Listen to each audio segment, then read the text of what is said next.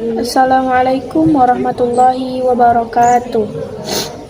Perkenalkan, saya Ilha Putri Arjayani dengan NIM 2430102034. Di sini saya akan menerangkan tentang manajemen peserta didik. Baiklah, kita mulai penjelasannya. Peserta didik merupakan bagian dari masyarakat yang berusaha mengembangkan potensinya melalui jalur, jenjang, dan jenis pendidikan, yang dimana menurut Omar H. Malik, peserta didik adalah komponen masukan dalam sistem pendidikan yang diproses sehingga manusia berkualitas sesuai tujuan pendidikan nasional. Secara sosiologis, semua peserta didik memiliki kesamaan sebagai manusia yang memiliki hak yang sama, termasuk hak memperoleh layanan yang bermutu. Hal ini ditegaskan dalam Undang-Undang Nomor 20 Tahun 2003 Bab 5 Pasal 12 Ayat 1b, bahwa setiap peserta didik berhak mendapatkan pendidikan sesuai bakat, minat, kemampuan, serta beasiswa bagi yang berprestasi. Namun, yang kurang mampu. Sistem persekolahan dirancang untuk memberikan layanan pada persamaan hak, meskipun lebih bersifat massal daripada individual. Namun, pendekatan ini dipersoalkan karena secara psikologis setiap anak berbeda. Diperlukan pula layanan yang menyesuaikan perbedaan individu peserta didik. Baiklah, selanjutnya kita akan membahas tentang pengertian manajemen peserta didik. Manajemen dapat diartikan sebagai upaya pencapaian tujuan melalui kerjasama dalam suatu sistem yang terorganisasi. Dalam pendidikan, keberhasilan mencapai suatu tujuan sangat bergantung pada manajemen seluruh komponen, termasuk peserta didik, yang dimana manajemen peserta didik atau kesiswaan yaitu suatu proses pengelolaan segala sesuatu yang berkaitan dengan siswa, mulai dari penerimaan, pembinaan selama menempuh pendidikan, hingga penyelesaian studi.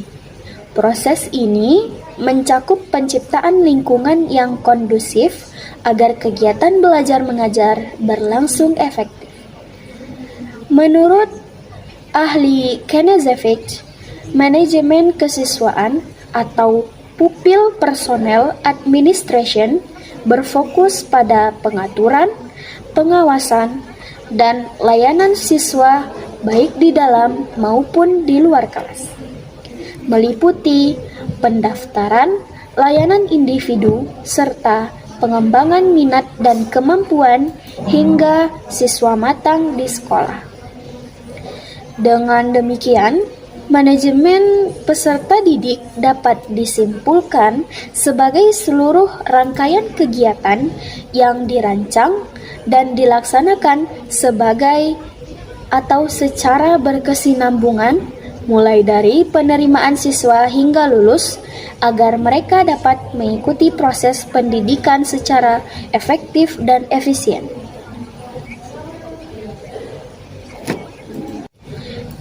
Selanjutnya, setelah kita membahas pengertian manajemen pendidikan, maka kita akan memasuki kepada prinsip-prinsip yang terdapat di manajemen peserta didik. Sebelum kita menyebutkan prinsip-prinsip manajemen di dalam peserta didik, kita perlu tahu prinsip itu apa. Baiklah, prinsip adalah pedoman yang harus dijadikan dasar dalam pelaksanaan suatu tugas. Apabila tidak lagi digunakan sebagai pedoman, maka ia tidak bisa disebut sebagai prinsip.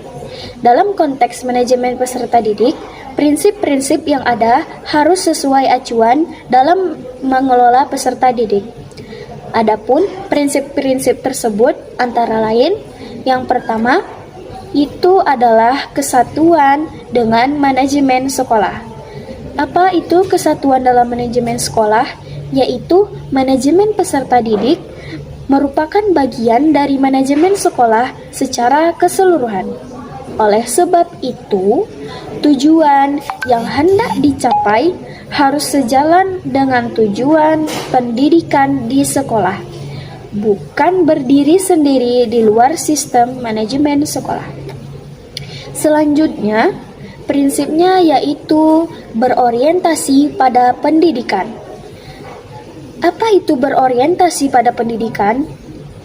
Yaitu setiap kegiatan dalam manajemen peserta didik harus memiliki tujuan mendidik, yang dimana segala aktivitas, baik yang ringan maupun berat, menyenangkan ataupun tidak, harus diarahkan untuk kepentingan pendidik dan peserta didik. Yang selanjutnya yaitu mewujudkan persatuan, yang dimana kegiatan manajemen peserta didik perlu diarahkan untuk menyatukan peserta didik dengan latar belakang yang beragam, yang dimana perbedaan yang ada tidak boleh menimbulkan konflik, melainkan menjadi sarana untuk saling memahami dan menghargai. Sekian penjelasan dari saya. Selanjutnya nomor 4, pembimbingan yang disertai kesediaan. Manajemen peserta didik juga berfungsi sebagai upaya pengaturan dalam proses pembimbingan. Namun, pembimbingan ini hanya dapat berhasil apabila peserta didik memiliki kemauan dan keterbukaan untuk dibimbing. Selanjutnya yang nomor 5, mendorong kemandirian. Kegiatan manajemen peserta didik harus menumbuhkan sikap mandiri. Kemandirian tersebut akan berguna baik selama di sekolah maupun ketika mereka hidup di masyarakat. Dengan demikian, ketergantungan peserta didik secara bertahap perlu dikurangi. Nomor 6, fungsional bagi kehidupan. Segala bentuk layanan dan kegiatan manajemen peserta didik harus memberikan manfaat nyata, baik saat peserta didik berada di sekolah maupun di masa depan. Dengan demikian, prinsip manajemen peserta didik merupakan komponen penting untuk menciptakan pengelolaan pendidikan yang efektif. Kegiatan manajemen peserta didik berfungsi mempersatukan siswa dengan latar belakang berbeda, mengutamakan saling menghargai, memberikan bimbingan dan pembinaan, mengembangkan potensi, menumbuhkan kemandirian, serta membekali mereka dengan keterampilan hidup yang bermanfaat di masa depan. Selanjutnya, teknik-teknik manajemen peserta didik. Manajemen peserta didik merupakan upaya mengatur, membina, dan mengembangkan siswa agar dapat menyesuaikan diri dengan lingkungan pendidikan, serta mencapai tujuan belajar secara optimal. Untuk itu, terdapat sejumlah teknik yang diterapkan dalam manajemen peserta didik, mulai dari penerimaan hingga pengelolaan peserta didik yang mutasi atau keluar sekolah. Teknik yang pertama yaitu penerimaan peserta didik baru. Penerimaan peserta didik baru merupakan kegiatan awal yang sangat penting. Proses ini meliputi pembentukan panitia, pengumuman pendaftaran, seleksi, dan pengumuman hasil seleksi. Kegiatan penerimaan peserta didik baru harus dilakukan secara objektif, transparan, dan sesuai dengan daya tampung sekolah.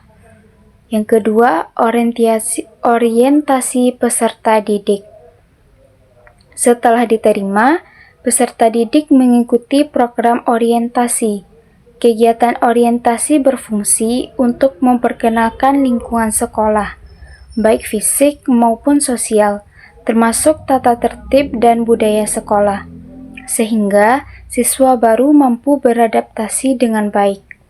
Yang ketiga yaitu pengelompokan peserta didik. Dalam rangka kelancaran proses belajar, dilakukan pengelompokan peserta didik. Pengelompokan ini bisa didasarkan pada kriteria usia, minat, bakat, atau kemampuan akademik peserta didik. Tujuannya adalah agar pembelajaran lebih efektif sesuai karakteristik masing-masing siswa. Yang keempat, pencatatan kehadiran dan ketidakhadiran. Manajemen peserta didik juga menyangkut pencatatan kehadiran dan ketidakhadiran. Kegiatan ini dilakukan untuk mengetahui kedisiplinan siswa dalam mengikuti kegiatan pembelajaran. Pencatatan kehadiran menjadi data penting untuk evaluasi dan tidak lanjut pembinaan kedisiplinan. Yang kelima yaitu evaluasi hasil belajar peserta didik. Evaluasi dilakukan secara berkala untuk mengetahui tingkat pencapaian siswa dalam proses pembelajaran. Evaluasi ini menjadi bahan pertimbangan bagi guru, sekolah, maupun orang tua dalam memberikan bimbingan lanjutan. Selanjutnya yaitu yang keenam, mutasi dan dropout.